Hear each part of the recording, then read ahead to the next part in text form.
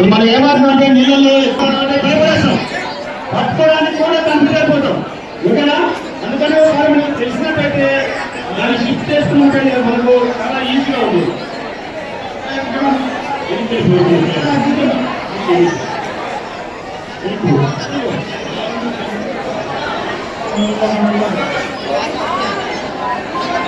మాట్లాడలేక ఇంకా ఒక ఎగ్జాంపుల్ చెప్పాలి.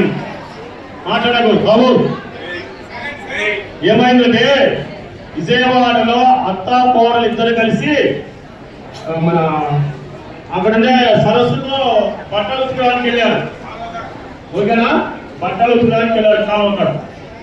అయితే ఏం జరిగిందంటే అత్త ఏం చేసిందంటే బట్టలు లేవు అని కొద్దిగా నీళ్ళకి అంటే దిగింది. దిగుతున్న కాలు జారినావు. ఓకేనా?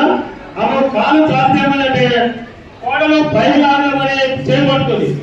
ఈ అత్త కోడలు కూడా లోపల లాగేసుకుంది. ఇద్దరు చనిపోయారు.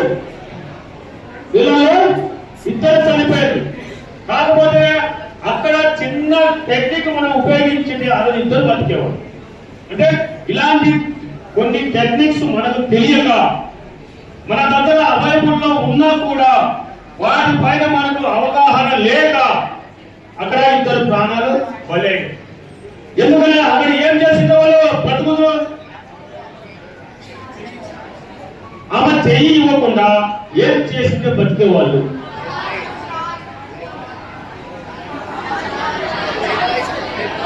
ఇలా మాట్లాడు అంటే బట్టలు ఉతకడానికి వెళ్ళారా? అక్కడ బట్టలు ఉన్నాయి కదా, శారీస్ లేదా చొక్కాలు బట్టలు ఉన్నాయి కదా.